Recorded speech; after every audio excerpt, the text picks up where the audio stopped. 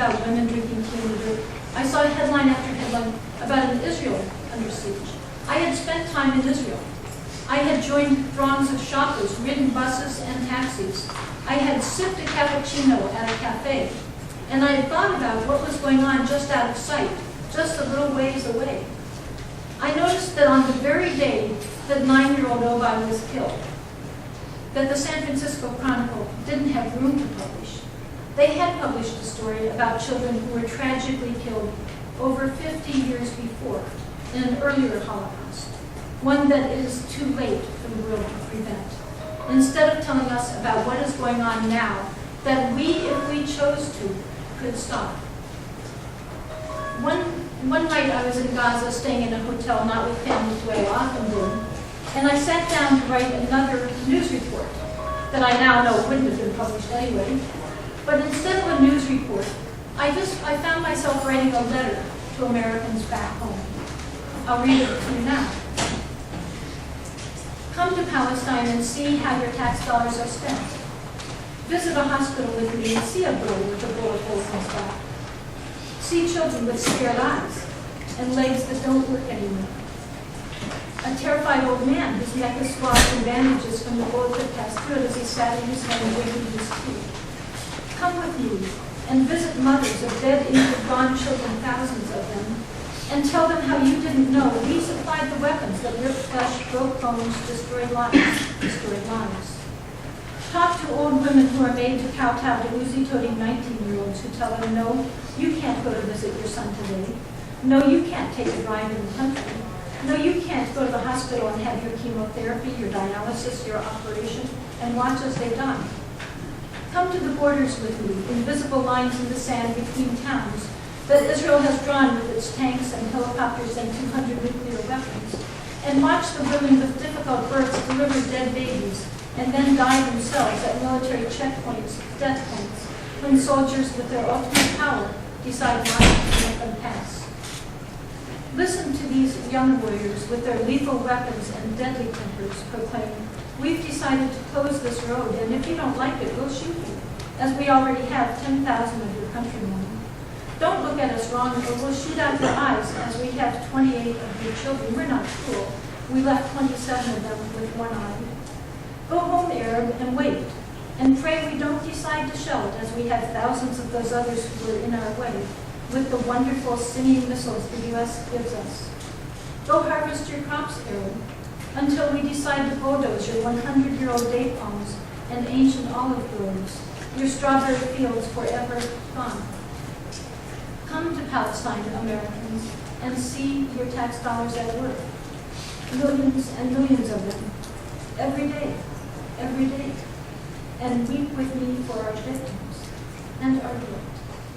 And then say, no, no.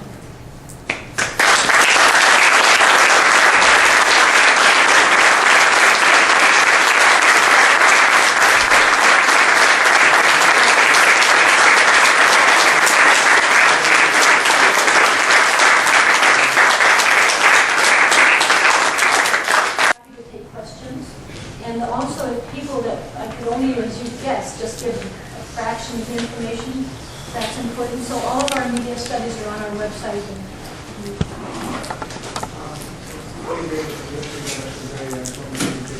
My question actually has to do very specific with this campus. What we'll find is basically that there's really two strong groups, or two strong perspectives, on this campus in terms of advocacy for Palestine and Israel.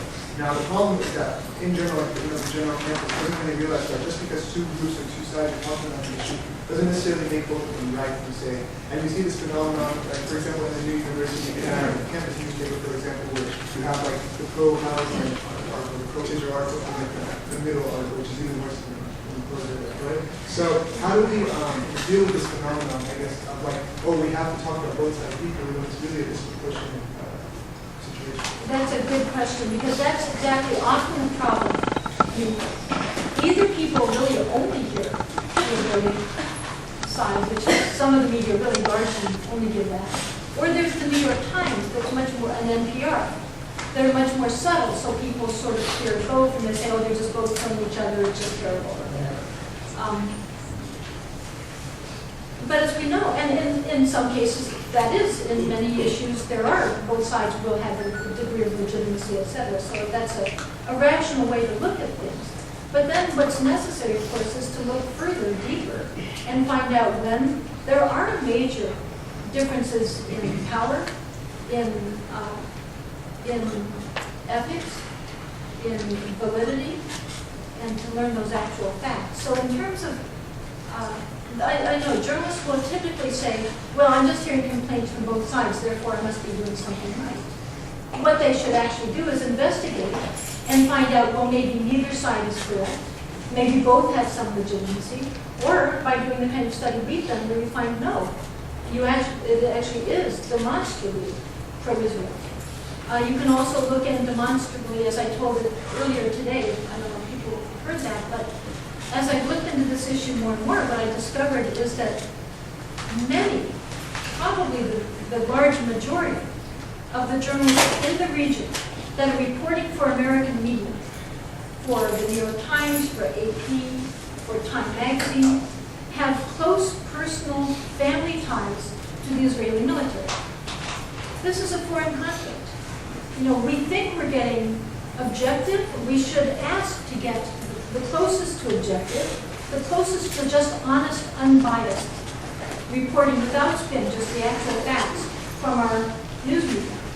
And when you have, no matter what the conflict, if you have it set up so that all the bureau chiefs, the editors, and the reporters are connected to what military, and you think you're getting the full story, that's just a little bit absurd. So I think getting that kind of information out to the campus is the way to try to do it. That's why, and if Americans knew what we've tried to do, is both do these studies where there's really a clear result. It's a fair study, a factual study, and something that can be looked at. It was, as I said, it was validated by a professor at Stanford, for example, who did a similar study. So what I feel is we do the research, and other people have done excellent research as well. We try to make all of those into fact sheets, booklets, handouts. We have some DVDs. I didn't have any today. But what's required is, as people learn these facts, give them to your fellow students. Put on events if they won't come to this event, try to go to their dorms or their apartments with the information. I think that it's a fact deficit. Some people portray this as left versus right. Sometimes I'm called a communist, sometimes I'm called a right-winger. Depending on which, somebody that's pro-Israel doesn't know the facts, doesn't like that I'm giving facts they don't like, and so they call me whatever is the pejorative term to them. I think that the problem here isn't an ideological divide. Sometimes that's the case. Sometimes there are personal philosophies that differ. In this case, it's a factual divide. It's people that have actually researched this, learned the facts, perhaps gone independently themselves, that now know the issue. Many of the people working on this issue, I came from a journalistic viewpoint. A number of people are people that have gone over religion. Christian archaeologists, for example, saw what was going on, came back. There's a Christian organization called Seville that's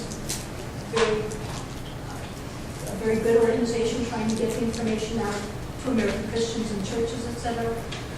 But too many people either just take the propaganda they've gotten, they don't question it, they don't research it for themselves, they go on guided tours, they don't question those for themselves.